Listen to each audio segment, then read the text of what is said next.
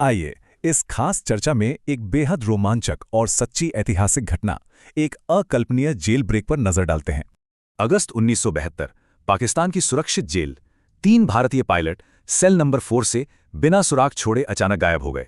कहानी शुरू होती है 1971 में। पायलट दिलीप पालुलकर का जेट क्रैश हुआ और वो दुश्मन के बंदी बन गए। पारुलकर की चालाकी देखिए। पूछताछ में दुश्मन को भटकाने के लिए उन्होंने मुंबई के सिविलियन एयरपोर्ट का नक्शा थमा दिया। पारुलकर, ग्रेवाल और हरीश ने मास्टर प्लान बनाया।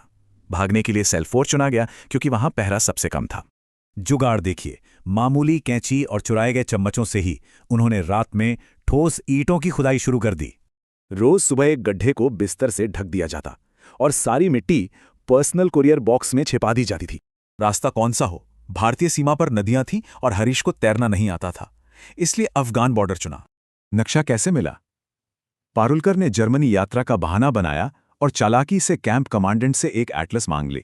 13 अगस्त, भारी बारिश और आजादी के जश्न की व्यस्तता ने उन्हें छिपकर भागने का एकदम बेहतरीन मौका दे दिया। चकमा देने के लिए एक साथी पीछे रुका।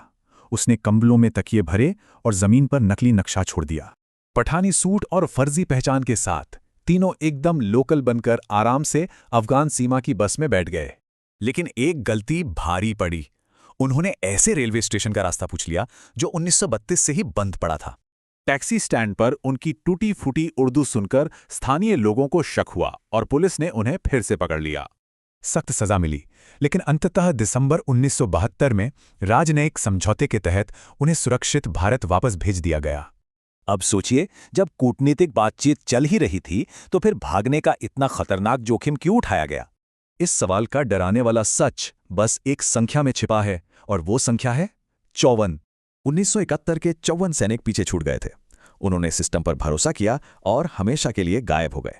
मेजर घोष और फ्लाइट लेफ्टिनेंट तांबे जैसे बहादुर जवानों को दशकों बाद पाकिस्तानी जेलों में सड़ते हुए देखा गया था।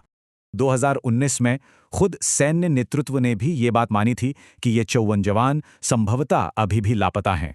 अगर पारुलकर कूटनीति का इंतजार करते तो शायद वे भी इसी लापता लिस्ट में महज एक नाम बनकर रह जाते। ये रोमांच नहीं, जिंदा बचने की जंग थी। क्या गुमनामी से बचने के लिए मौत का जोखिम उठाना जरूरी है?